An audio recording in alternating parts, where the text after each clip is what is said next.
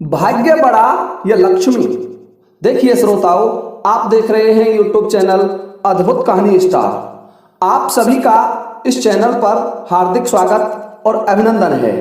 श्रोताओं, आज की जो वीडियो है मेरे पास इसके लिए एक कमेंट आया है जय हिंदुस्तान यूट्यूब चैनल के संचालक महोदय का, और वो लिखते हैं, गुरुजी कोई भाग्य और लक्ष्मी से संबंधित कथा सुनाने की कृपा करें, आपकी अति कृपा होगी। सादर प्रणाम गुरुजी। तो देखिए श्रीमान, जय हिंदुस्तान यूट्यूब चैनल के संचालक महोदय, हमने आज आपके कमेंट को प्रसारित किया और आपके कमेंट को लेकर के हम आज आपकी सेवा में वीडियो प्रसारित कर रहे हैं।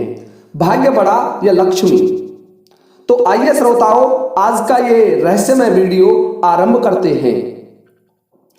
एक समय की बात है, स्वर्ग में भाग्य और लक्ष्मी एक दूसरे को बड़ा बताने लगे और लक्ष्मी कहने लगी कि तुम बड़े नहीं हो, मैं बड़ी हूं। भाग्य कहने लगा, लक्ष्मी जी तुम मुझसे बड़ी कैसे हो सकती हो, मैं जो करता हूं वही होता है। लक्ष्मी जी बोली कि आप जो कह रहे हैं वो सरासर गलत कह रहे हैं। आप जानते हैं कि मैं जिसके पास नहीं होती वो कुछ नहीं कर सकता। जब दोनों का कोई निर्णय नहीं हुआ आपस में, तो दोनों मिलकर के ब्रह्मा जी के पास गए। ब्रह्मा जी ने सोचा कि मैं इनमें से किसका बुरा बनूंगा, इसलिए मैं इनका कोई उत्तर नहीं देता हूं। और ब्रह्मा जी कहने लगे कि चलो इसका निर्णय श्री हरि विष्णु के पास करवाते हैं। भगवान श्री हरि विष्णु ही इसका न्याय करेंगे। देखिए श्रोताओं, तीनों ने, भाग्य, लक्ष्मी और ब्रह्मा जी मिलकर के श्री हरि विष्णु के पास पहुंचे और विष्णु से जाकर के भी यही प्रश्न किया कि हम दोनों में कौन बड़ा है, भाग्य और लक्ष्मी में कौन बड़ा है। विष्णु जी मन में विचार करने लगे कि जब ब्रह्मा जी ने इसका उत्तर नहीं दिया, इसका जवाब नहीं दिया, तो मैं इसका जवाब कैसे दूं। श्री हरि विष्णु कहने लगे कि इसके लिए तो हमें भगवान शिव के पास कैलासन में चलना होगा और भगवान शिव ही इसका उत्तर दे सकते हैं, अन्यथा हम इसका उत्तर कैसे दे सकते हैं। देखिए श्रोताओं, जब ये बात भाग्य और लक्ष्मी ने सुनी तो चलने के लिए तैयार हो गए।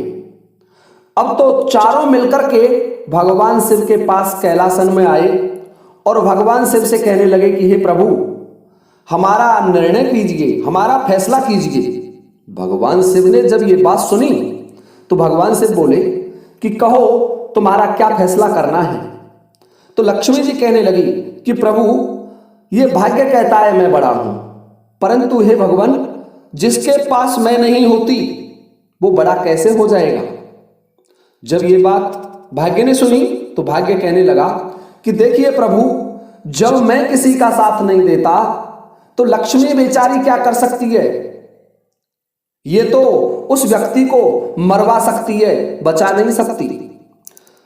श्री हरि विष्णु, ब्रह्मा जी और भाग्य लक्ष्मी कैलासन में भगवान शिव के दरबार में बैठे हुए हैं। भगवान शिव बोले कि तुम्हारा फैसला ऐसे नहीं होगा, इसके लिए मैं तुम्हें एक उपाय बताता हूं। देखिए, इस शहर में कोई शहर बता दिया और एक बूढ़ा ब्राह्मण रहता है और ब्राह्मण बहुत गरीब स्थिति में था। उसके एक सोमदत्त नामक पुत्र था। देखिए श्रोताओं, भगवान शिव ने भाग्य और लक्ष्मी से कहा कि इस सोमदत्त ब्राह्मण को जो सम्राट बना देगा, जो पैसे वाला बना देगा, जो इसे अच्छा, सुखी और संपन्न बना देगा, वही बड़ा होगा। इसका फैसला तो अपने आप हो जाएगा, तुम्हें किसी से फैसला कराने की जरूरत नहीं है। तो लक्ष्मी जी से भगवान शिव कहने लगे कि लक्ष्मी जी, पहले तुम जाओ और ये सोमदत्त ब्राह्मण, जो गरीब ब्राह्मण है, भिक्षाटन करता है, 5 घरों से भिक्षा मांगता है, परंतु फिर भी इसका गुजारा नहीं होता है। एक समय का भोजन नसीब होता है, दूसरे समय भूखा सो जाता है। जाओ और इसे धनवान, सुखी और संपन्न बना दो। लक्ष्मी जी कहने लगी कि बस यही छोटी सी बात है कि हाँ लक्ष्मी जी, यदि तुम इस ब्राह्मण को धनवान बना देती हैं, पैसे वाला बना देती हैं, सुखी और संपन्न कर देती हैं, तो हम मान जाएंगे कि तुम बड़ी हैं। हे श्रोताओं, अब तो लक्ष्मी जी चल देती हैं भगवान शिव के आदेशानुसार और वहां आ जाती हैं जहां सोमदत्त ब्राह्मण भिक्षाटन कर रहा था, भिक्षा मांग रहा था। और वह भिक्षा मांग करके जैसे ही आगे बढ़ा तो लक्ष्मी जी ने मोहरों से भर करके, मोहर स्वर्ण मोहर थी, एक सोने की मोहरों से भरी हुई थैली उसके आगे डाल दी। और जब थैली आगे डाली उसमें बहुत मोहर थी, हजारों स्वर्ण मुद्राएं थी। और उन स्वर्ण मुद्राओं को जब उस भिखारी ने देखा तो भिखारी उस स्वर्ण मुद्राओं के थैले को उठा लेता है। अब देखिए किस्मत की बात, भाग्य की बात, उधर उस शहर के महाराज के यहां चोरी हो जाती है और मोहरों की चोरी हुई थी। उन चोरों को खोजते खोजते राजा के सैनिक भी उधर ही चले आ रहे हैं। और जब उस भिखारी को उन स्वर्ण मोहरों को मार्ग में ले जाते हुए देखा, उस थैले को मार्ग में ले जाते हुए देखा जिस पर राजशाही मोहर अंकित थी, लिखा हुआ था, तो उन सैनिकों ने सोमदत्त ब्राह्मण को पकड़ लिया और सोमदत्त ब्राह्मण को पकड़ करके कहा कि ये मोहरें कहां से आई। तो सोमदत्त ब्राह्मण कहने लगा कि मुझे तो मार्ग में पड़ी हुई मिली। कि नहीं, ऐसा नहीं हो सकता, तैने ही राजा के महल में चोरी की है, राजा के खजाने से न जाने कितनी मोहरें गई हैं, इसलिए चल महाराज के पास लेकर के चलते हैं। देखिए श्रोताओं, लक्ष्मी के जाल में वह ब्राह्मण फंस जाता है और भाग्यवान होने के स्थान पर प्राण बचाने का संकट पैदा हो गया। अब तो उस ब्राह्मण को सैनिकों ने पकड़ करके महाराज के सामने प्रस्तुत किया कि महाराज, आपका चोर ये ब्राह्मण है, ये हमने इसको मोहरों को ले जाते हुए देखा, इसके पास देखिए कितनी मोहरें हैं, ये भिक्षा का बहाना करके इन मोहरों को चोरने के लिए आया था और मोहर ले जा रहा था, हमने इसे मार्ग में पकड़ लिया। राजा ने जब ये सुना कि चोर हाथ आ गया है, चोर को पकड़ लिया है और चोरी करने वाला एक ब्राह्मण है, तो राजा कहने लगा कि इसको आज से 3 दिन बाद फांसी की सजा दी जाएगी। देखिए श्रोताओ, फांसी का ऐलान कर दिया गया उस ब्राह्मण पुत्र को। और लक्ष्मी से भगवान शिव, ब्रह्मा, विष्णु और भाग्य कहने लगे कि लक्ष्मी जी, तुमने जिस ब्राह्मण को अमीर बनाना चाहा, वैभवशाली बनाना चाहा, वह ब्राह्मण तो आज घोर संकट में पड़ गया है, वो तो फांसी के फंदे पर लटकने वाला है, इसके प्राणों की रक्षा तो कीजिए। देखिए श्रोताओ, लक्ष्मी जी कहने लगी कि आप चिंता ना करें, मैं इसे मरने नहीं दूंगी, मैं इसे बचाऊंगी। हे श्रोताओ, लक्ष्मी जी बहुत प्रयास करती है उस ब्राह्मण को बचाने के लिए और वह दिन नजदीक आ गया जो फांसी लगानी थी उस ब्राह्मण पुत्र को। महाराज ने आदेश दिया कि जाओ उस ब्राह्मण पुत्र को लाओ और उसे फांसी पर लटका दो, क्योंकि हमारे यहां चोरी करने वाले को मृत्यु दंड दिया जाता है। देखिए श्रोताओ, ब्राह्मण के पुत्र को फांसी पर चढ़ाने के लिए लाया गया, फांसी के फंदे पर लटकाने के लिए लाया गया। तब भाग्य कहने लगा कि लक्ष्मी जी, अब भी समय है, यदि आप कहें तो मैं इसके प्राण बचा सकता हूं और इसे वैभवशाली बना सकता हूं, आप हार मान लीजिए। लक्ष्मी जी कहने लगी कि ठीक है, मैं मेरी पराजय स्वीकार कर लूंगी, परंतु आप इसके प्राण बचाओ और इसे धनवान और वैभवशाली बनाओ। कैसे बनाएंगे? भाग्य कहने लगा कि ठीक है, तुम बैठ जाओ और मेरा तमाशा देखती रहो। भाग्य ने उसके पास गया जहां ब्राह्मण पुत्र था, उसका भाग्य जागृत हो गया और जब भाग्य जागृत हुआ तो फांसी के फंदे पर चढ़ाने से पहले राजा हर किसी की इच्छा पूर्ण करता है। राजा ने उस ब्राह्मण पुत्र से पूछवाया कि बताओ तुम्हारी अंतिम इच्छा क्या है, तो वह ब्राह्मण पुत्र, क्योंकि भाग्य उसका साथ दे रहा था, ब्राह्मण पुत्र कहने लगा कि महाराज, मैं आपको कथा सुनाना चाहता हूं, मैं कथा वाचन का कार्य बहुत अच्छा करता हूं।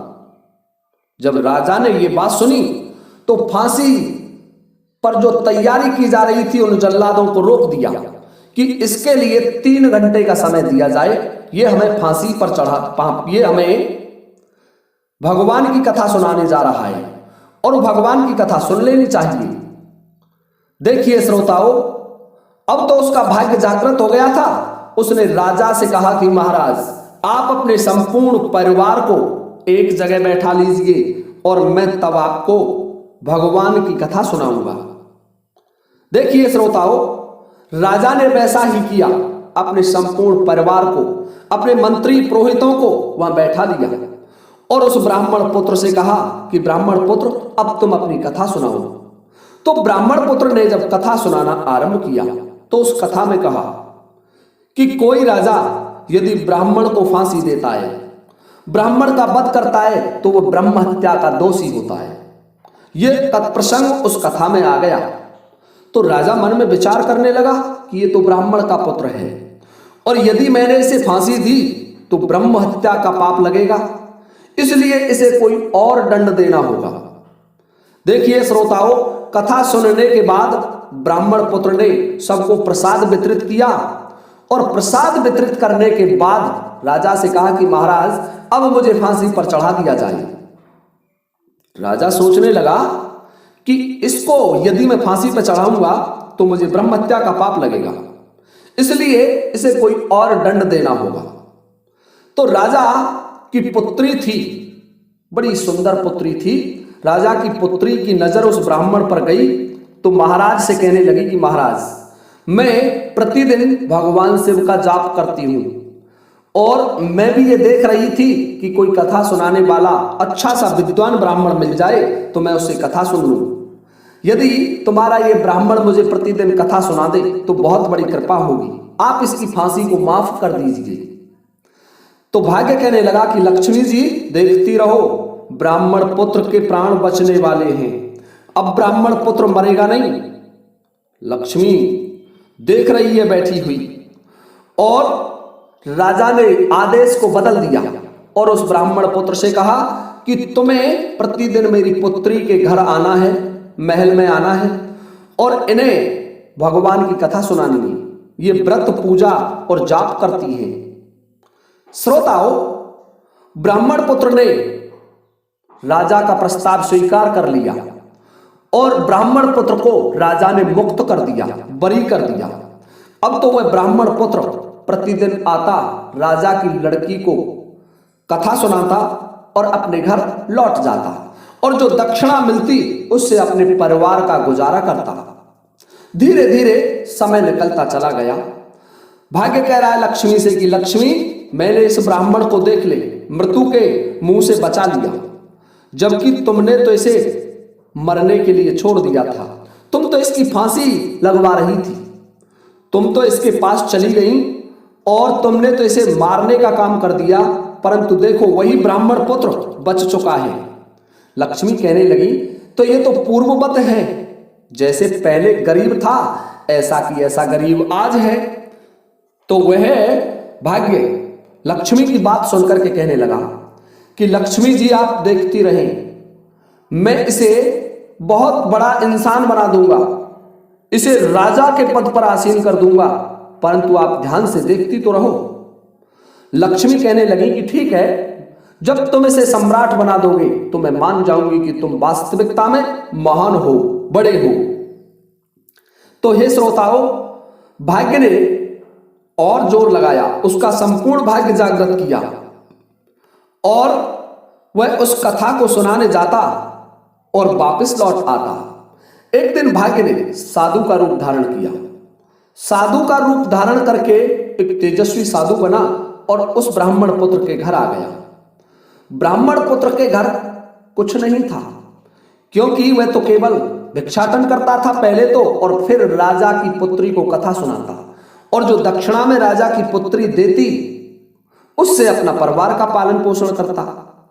तो स्वयं जब भाग्य उसके पास आया साधु का रूप धारण करके, तो उस लड़के से कहने लगा कि बेटे तुम कहां जा रहे हो? तो वह कहने लगा कि मैं राजा की लड़की को कथा सुनाता हूं। तो भाग्य बोला कि मैं तुम्हें एक उपाय बताता हूं, तुम राजा की पुत्री से यह पूछना कि तुम ये कथा किस लिए करवाती हो। तुम प्रतिदिन जो भगवान की कथा करवा रही है और पाठ पूजन करती है, नियमित पूजा करती है, किसके लिए करती है? तो ब्राह्मण पुत्र कहने लगा कि ठीक है साधु महाराज, आपकी जैसी आज्ञा।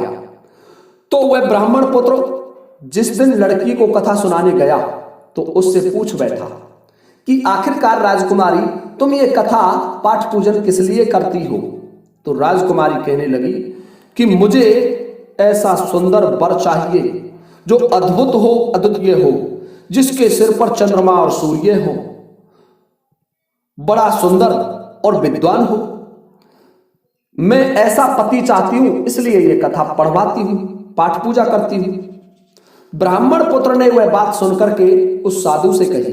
जो भाग्य था वो साधु का रूप धारण करके आ गया था, और उस भाग्य ने कहा, जो साधु रूपी भाग्य था, कि तुम ऐसा करना, कल जब कथा सुनाने जाए तो उस राजकुमारी से कह देना कि मुझसे सुंदर वर और कौन होगा। तुम जो वर खोज रही हो वह वर मैं ही हूं, मुझे ही ग्रहण करो राजकुमारी, मेरे साथ ही विवाह कर लो।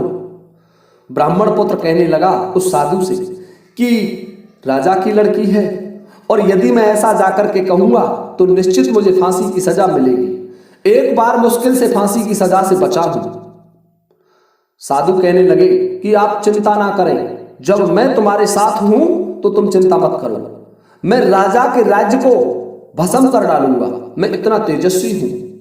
तो ब्राह्मण के पुत्र में कुछ हिम्मत आई और दूसरे दिन जब कथा सुनाने गया राजकुमारी को, तो राजकुमारी से फिर वही प्रश्न पूछा कि राजकुमारी तुम इस कथा को ये पूजन करती हो, ये व्रत रखती हो, और जो पति चाह रही हो ऐसा पति तो मैं हूं, मुझसे बड़ा विद्वान तुम्हें कहीं नहीं मिलेगा। अब तो राजकुमारी क्रोधित हो गई। राजकुमारी कहने लगी, दुष्ट ब्राह्मण, तेरी इतनी हिम्मत, मैं आज ही पिताजी से कह करके तुझे मौत के घाट उतरवा दूंगी। हे श्रोताओं, अब तो ब्राह्मण डर गया और डर करके राजकुमारी के महल से चल देता है। आकर के भाग्य से कहने लगा, जो साधु रूप में था, कि हे साधु महाराज, मुझे कल फांसी हो जाएगी। साधु कहने लगे कि आप चिंता मत कीजिए, चुपचाप बैठे रहें, कुछ भी नहीं होगा, आप निश्चिंत रहिए। देखिए श्रोताओं, राजकुमारी ने राजा के पास सूचना भिजवाई कि जो ब्राह्मण मुझे कथा सुनाने आता था उसने मुझसे शादी का प्रस्ताव रखा है, उसकी इतनी हिम्मत है। अब तो राजा क्रोधित हो उठा। राजा का क्रोध जागृत हो गया कि इस दुष्ट ब्राह्मण ने मेरी पुत्री से विवाह करने के लिए कह दिया, इसकी इतनी हिम्मत है। इसने पहले तो चोरी की थी, मैंने इसे फांसी की सजा से मुक्त किया, परंतु अब ये फिर दूसरी चोरी कर रहा है, इसलिए उसे फांसी की सजा दी जाएगी। परंतु उसे उस ब्राह्मण कथा के वचन याद थे कि ब्राह्मण को फांसी देने पर ब्रह्म हत्या का पाप लगता है। इसलिए उसके मंत्रियों सहित उसने विचार किया और विचार करके राजा सोचने लगा कि मुझे एक ऐसी शर्त रखनी चाहिए, उन शर्तों का पालन वह ब्राह्मण पुत्र कर नहीं पाएगा और मैं फिर उस सहित उसे मृत्युदंड दे दूंगा या उसे मेरी जेल में बंद कर दूंगा। तो राजा ने एक पत्र लिखा और पत्र लिख करके उस ब्राह्मण पुत्र के पास भेजा, और उस पत्र में ब्राह्मण ने लिख दिया, हे ब्राह्मण पुत्र, हमें तुम्हारा शादी का प्रस्ताव मंजूर है, परंतु साथ साथ हमारी कुछ शर्तें भी हैं। तुम्हारे द्वारा सभी शर्तें पूरी करने पर ही हम अपनी लड़की की शादी तुम्हारे साथ कर देंगे। यदि शर्तें पूरी ना हुई तो हम तुम्हें मृत्युदंड देंगे। और जो शर्तें हैं वो लिखी, बरातियों के ठहरने वाले सभी बारात घर तथा बनाए गए सभी तंबू भरे होने चाहिए। यदि कोई भी तंबू खाली रहा तो हम आपको मृत्यु दंड देंगे। पहली शर्त थी। राजा सोचने लगा कि इतने व्यक्ति कहां से लाएगा ये बारात में। दूसरी शर्त लिखी, बारातियों के आतिथ्य में जितना भी भोजन बनाया जाएगा, यदि संपूर्ण भोजन सामग्री प्रयोग में नहीं लाई गई तो हम आपको मृत्यु दंड देंगे।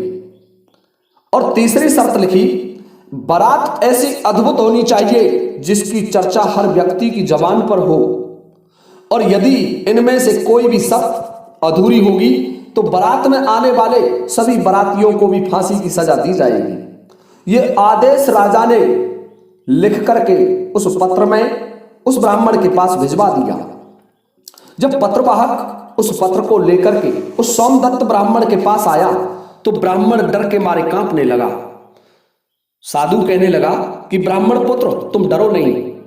इस हलकारे को जो पत्रवाहक है इसको भोजन खिला करके पत्र का उत्तर देकर विदा करो, और पत्र में लिखो कि आप शादी की तैयारी करें, हम बारात लेकर के आ रहे हैं।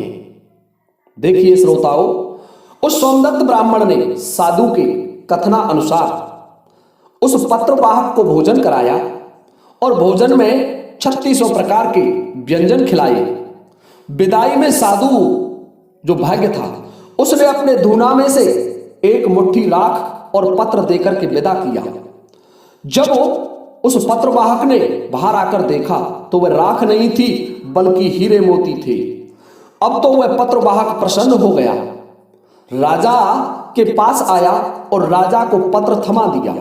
राजा ने सकारात्मक उत्तर प्राप्त होने पर विचार किया कि वह गरीब ब्राह्मण किसके भरोसे ऐसा कर रहा है, क्या कोई दुश्मन राजा उसका साथ दे रहा है।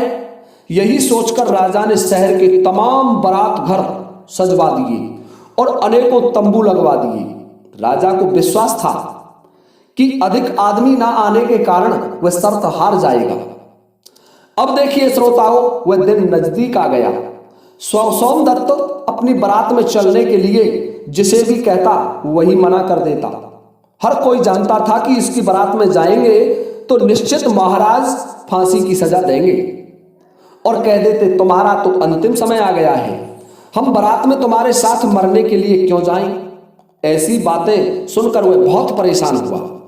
शादी वाले दिन सोमदत्त को परेशान देख करके वह भाग्य रूपी साधु कहने लगा कि बच्चा, आज तुम्हारी शादी है और तुम परेशान हो रहे हो, तैयार होकर हमारे साथ चलो। तुम किसी बात की चिंता मत करो, मैं तुम्हारे साथ चल रहा हूं। सोमदत्त ने मन में सोचा, जो भाग्य में लिखा होगा वही होगा। यही सोचकर वह तैयार होकर साधु के साथ चल दिया। अब देखिए, भाग्य भगवान शिव से कहने लगे कि हे प्रभु, अब आप मेरा साथ दीजिए और आपके जितने भी गण हैं इन्हें इसकी बारात में भेज दीजिए। भगवान शिव ने आदेश दिया अपने समस्त गणों को कि वो मानव रूप बना करके सोमदत्त ब्राह्मण की बारात में चले जाएं। देखिए श्रोताओं, भगवान शिव के आदेशानुसार भगवान शिव के अनेकों गण, भूत प्रेत सभी मानव रूप धारण करके सोमदत्त की बारात में चल दिए और राजा के शहर में आ गए। जब देखा कि जितने भी बारात घर हैं, जितने भी तंबू लगाए हैं, सब भर गए, और इसके बाद भी कुछ बाराती रह गए, बाहर रह गए, जो तंबू में नहीं आए। राजा के पास सूचना भिजवाई कि बारातियों को ठहरने का प्रबंध कराया जाए। सूचना मिलने पर राजा ने विचार किया कि इतने व्यक्ति कहां से आ गए, चलकर देखना चाहिए। राजा तुरंत वहां पहुंचे तो राजा को आया देख करके भाग्य ने शुक्र और शनि देव को बच्चे के रूप में बना दिया, बच्चा बना दिया, और बच्चा बना करके उनसे रोने के लिए कह दिया। तो शनि और शुक्र दोनों भूख के कारण रोने लगे। राजा ने जब दो बच्चों को रोते देखा तो पूछने लगे कि ये बच्चे क्यों रो रहे हैं। तो वह साधु कहने लगा कि इनको भूख लग रही है, हे राजन आप इन्हें भोजन करा दीजिए। साधु की बात सुनकर के राजा कहने लगा कि इन बच्चों को मेरे साथ भेजो, मैं इन्हें अभी भोजन खिलवा देता हूं। राजा अपने साथ शुक्र और शनि देव को ले जाते हैं अपने महलों में और उन्हें भोजन करने के लिए बैठा दिया। और शुक्र और शनि देव राजा का संपूर्ण भोजन साफ कर गए। कुछ समय के बाद राजा के कर्मचारियों ने आकर के महाराज से कहा कि हे महाराज, दोनों बच्चों ने सारा भोजन समाप्त कर दिया, सभी भोजन खा गए और फिर भी भूख भूख चिल्ला रहे हैं। ऐसा सुनकर राजा बड़ा परेशान हुआ।